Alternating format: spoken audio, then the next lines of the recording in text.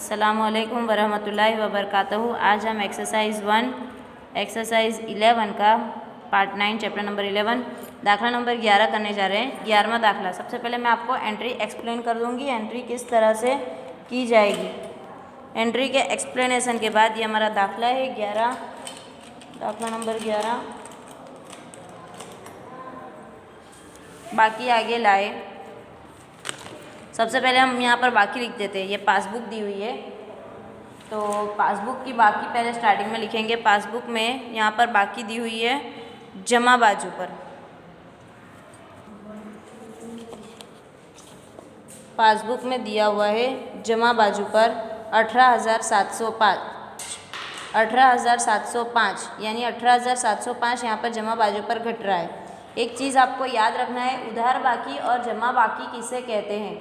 आपको कैसे पता चलेगा कि कौन से खाते की उधार बाकी है और कौन से खाते की जमा बाकी है। तो जिस बाजू का टोटल ज़्यादा होता है उसे उस खाते की बाकी कहा जाता है। जिस बाजू का टोटल ज़्यादा है उसे बाकी कहा जाएगा। जैसे कि यहाँ पर उधार बाजू का टोटल ज़्यादा है और जमा बाजू पर कम है तो जमा साइड पर हमको प्लस करना है। उधार तरफ का टोटल ज़्यादा है तो ये उधार बाकी है। जमा बाजू का टोटल जमा तरफ का टोटल ज़्यादा होता तो जमा बाकी कहा जाता। बाकी मतलब उधार की बाकी ज़्यादा है, उधार में ज़्यादा पैसे बाकी है, जमा में कम पैसे बाकी है, उधार में पैसे ज़्यादा बाकी है तो यहाँ पर उधार की बाकी कहा जा रहा है। तो पासबुक मुजब उधार बाकी का मतलब मैंने आपको समझाया था। पासबुक मुजब उधार बाकी का मतलब होता है बैंक ओवरड्राफ्ट 18,705 18,705 उधार बाकी 18,705। हर बार स्टूडेंट्स को यह कन्फ्यूज़न होती है कि यहाँ पर जमा बाजू पर टोटल लिखा हुआ है, जमा बाजू पे यहाँ पर 18,705 लिखा हुआ है तो यहाँ पर उधार बाजू पर क्यों लिखा है। तो हमको इसमें कन्फ्यूज़न में नहीं पड़ना है। यहाँ पर उधार बाजू का टोटल ज़्यादा है। नेक्स्ट टाइम पर अब हम ये दाखला जब वापस से स्टार्ट करेंगे, दूसरी पासबुक बनाएंगे तो उधार बाजू पे हम लिखेंगे 18,705। यहाँ पर तो हमने वत्ता करके प्लस करने के लिए 18,705 लिखा है। जिस बाजू का टोटल ज़्यादा होता है उसी को बाकी कहा जाता है। यहाँ पर उधार बाजू का टोटल ज़्यादा है तो इसे उधार बाकी कहा जाएगा। तो उधार बाकी को उधार तरफ लिखा जाता है। पासबुक मुजब उधार बाकी बैंक ओवरड्राफ्ट 18,705। अब हमको यहाँ पर रकम को कंपेयर करना है। पूनम के खाते में 750 रुपये उधार तरफ है, ये देखना है। अच्छा, ये मैंने आपको बताया था, ये उधार बाजू है और ये जमा बाजू है। अब यहाँ पर ये होती है हमारी व्यय रकम, व्यय यानी जाने की रकम। यहाँ पर ये हमारा माइनस हो जाता है और ये हमारी आने की रकम प्लस हो जाती है। आती है जो रकम वो प्लस हो जाती है। अब हम यहाँ पर एंट्री देखेंगे। पूनम के 750 की एंट्री हो गई है। उसके बाद अमीना की 4500 की जमा एंट्री, अमीना की 4500 की जमा एंट्री भी हो गई है। धर्मेश 1500 की उधार एंट्री, धर्मेश 1500 की उधार एंट्री भी हो गई है। उसके बाद है अश्विन की 870 उधार एंट्री, अश्विन 870 की उधार एंट्री भी हो गई है। आगे देसाई की 3000 की एंट्री, देसाई की 3000 की एंट्री भी हो गई है। भरत खाते 15,000, भरत की 15,000 की एंट्री भी हो गई है। बकुल की 2100 की एंट्री भी हो गई है। ये बकुल की 2100 की एंट्री। दलाल खाते 9,000, दलाली के 9,000 की भी एंट्री हो गई है। ज़्यादातर सारी एंट्री हो गई है, लेकिन बैंक की एंट्री हो सकता है नहीं हुई हो, क्योंकि बैंक जो कारोबार करती है वो डायरेक्ट हमारी पासबुक में उधार या जमा, क्रेडिट या डेबिट कर देती है, तो वो हमको पता नहीं होता। बैंक ब्याज 60 रुपये, यहाँ पर 60 रुपये बैंक चार्जेस उधार किया हुआ है 60 रुपये।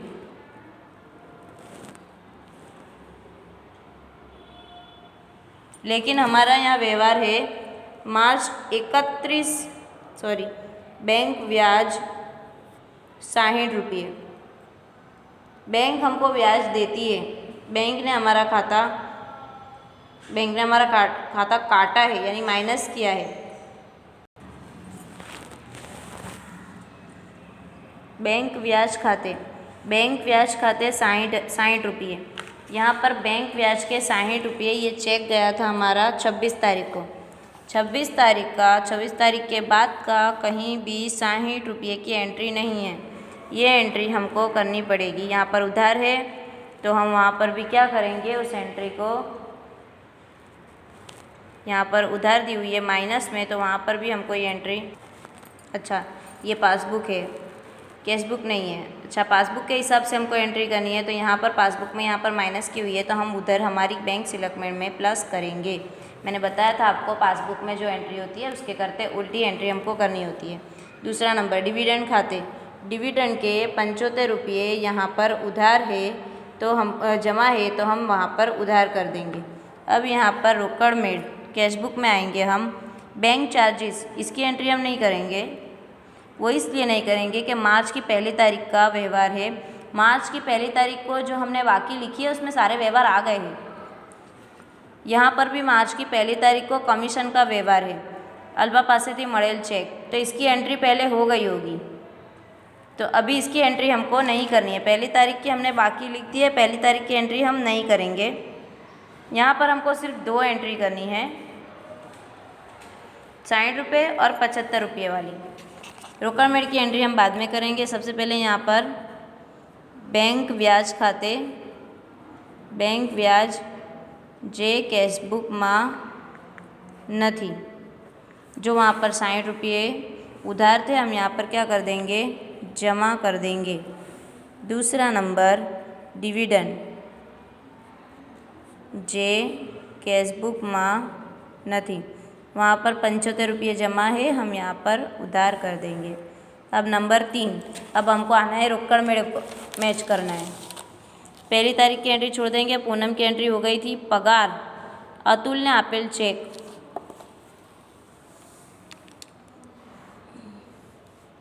भरेल परंतु जमा नहीं थયેલ चेक। शॉर्टकट में मैं आपको बताती हूँ, यहाँ पर लखेल परंतु रजू नहीं थયેલ चेक। मैंने आपको पहले भी बताया था, भरेल परंतु जमा नहीं थયેલ और लखेल परंतु रजू नहीं थયેल चेक की एंट्री अलग अलग होती है। भरेल एंट्री जमा होती है, लखेल की एंट्री उधार होती है। ये हमारी यहाँ पर कैश बुक और ये हमारी यहाँ पर पासबुक। एक और बात, दो बातें और आपको ध्यान रखनी है। पासबुक में जो एंट्री होती है उससे उल्टी एंट्री हमको यहाँ पर करनी पड़ती है, लेकिन कैशबुक में जो एंट्री होती है वैसी ही साइन की एंट्री हम यहाँ पर करेंगे। कैशबुक में हमारी जो एंट्री होती है हमको वैसी ही एंट्री करनी है। अभी यहाँ पर पासबुक में उधार एंट्री थी, हमने यहाँ पर जमा कर दिया। पासबुक में जमा एंट्री थी, हमने यहाँ पर उधार कर दिया, लेकिन कैशबुक की एंट्री हमारी एंट्री से मैच होनी चाहिए। अतुल को हमने चेक, तो अब हम यहाँ पर एंट्री करेंगे भरेल परंतु जमा नहीं थયેલ चेक, कौन पेन कहाँ गई, और लखेल परंतु रजू नहीं थયેલ चेक। यहाँ पर लिखा हुआ है हमारा ये वीआई बाजू है, यानी हमारे चेक जाने वाले थे। यहाँ पर हमारे 2 चेक जाने वाले थे। एक चेक पूनम का चला गया, पूनम जावक यानी वीआई बाजू का मतलब होता है माइनस होना। आई यानी आवक बाजू हमारा प्लस होता है, तो लिखेंगे चेक तो हमारा चेक अकाउंट में से चला जाएगा। देखो यहाँ पर पासबुक की जो एंट्री होती है उससे उल्टी एंट्री हमको बैंक स्टेटमेंट में करनी होती है। यहाँ पर माइनस है तो हम बैंक स्टेटमेंट में प्लस करेंगे, लेकिन कैशबुक में जो एंट्री है वैसी ही एंट्री बैंक स्टेटमेंट में होनी चाहिए। पासबुक से उल्टी एंट्री होनी चाहिए, लेकिन कैशबुक से सेम एंट्री होनी चाहिए, क्योंकि पासबुक और कैशबुक नहीं मिलते तभी तो हमको बैंक स्टेटमेंट बनाना पड़ता है। तो पासबुक में जो एंट्री है उससे उल्टी एंट्री और कैशबुक में जो एंट्री है सेम वैसी ही एंट्री। उधार हो तो उधार, जमा हो तो जमा। जावक यानी माइनस वीआई बाजू की जो एंट्री है, तो पूनम की एंट्री तो पहले आ गई थी। अतुल की एंट्री, अतुल को चेक दिया है तो माइनस होना चाहिए था, माइनस हुआ नहीं है, हम यहाँ पर माइनस करेंगे। अतुल को चेक दिया था, माइनस होना चाहिए था, तो तो हम यहाँ पर भी माइनस करेंगे। अब दूसरा नंबर, धर्मेश को चेक मिल गया, अश्विन को मिल गया, प्रदीप, भरत, बकुल, दलाल सब हो गया। प्रदीप का एक चेक बाकी है, प्रदीप का 690 का चेक, तो टोटल दोनों के चेक हुए 2190। अब इसके बाद उधार बाजू, ये कमीशन की एंट्री नहीं होगी, पहली तारीख है। अमीना का चेक आ गया था, अरविंद, अरविंद का सामने कहीं नाम नहीं था, अरविंद के चेक का लिखेंगे। देसाई का चेक भी जमा हो गया था। आशीष, आशीष का भी सामने कहीं नाम नहीं है, अश्विन का नाम है, आशीष का नाम नहीं है, तो एक अरविंद और आशीष दोनों के चेक हमको यहाँ पर जमा करने पड़ेंगे। अरविंद, अरविंद का चेक है 7500 और आशीष का चेक है 6075। 7500 और 6 ने 7 13, 13575। टोटल अमाउंट यहाँ पर जमा हो जाएगी 13575। अब बाकी निकालनी है हमको, यहाँ पर बाकी सारी एंट्री हो गई। बाकी कितनी आनी चाहिए? 7335। कहाँ पर टोटल, कहाँ पर ज़्यादा है? हमने यहाँ पर बाकी लिखी हुई है, बाकी आगे ले गया, इसका मतलब जमा, यहाँ पर माइनस का टोटल ज़्यादा है, जमा बाजू का टोटल यहाँ पर ज़्यादा है, तो हमको यहाँ पर जमा बाजू पर 7335 की बाकी आनी चाहिए। रोकड़ में मुजब, रोकड़ में मुजब जमा बाजू पर एंट्री आई है बैंक ओवरड्राफ्ट, जहाँ का टोटल कम हो वहाँ की बस 7335 की एंट्री हमारी मैच हो जानी चाहिए। आ रही है आपकी एंट्री और रकम बराबर से मिल रही है तो आपका जवाब सही है। यहाँ पर जो हमारी एंट्री थी 18,705, तो उसको हम उधार बाजू पर लेकर गए और ये कैश बुक की एंट्री के साथ ये एंट्री मैच करनी होती है। यहाँ पर जमा बाजू पर है, उधार बाजू पर टोटल लिखा हुआ है, इसको हम यहाँ पर जमा बाजू पर लेकर गए। अब हमारा टोटल मिल जाएगा। ये दाखला यहाँ पर ख़त्म हो रहा है। अल्लाह हाफिज़।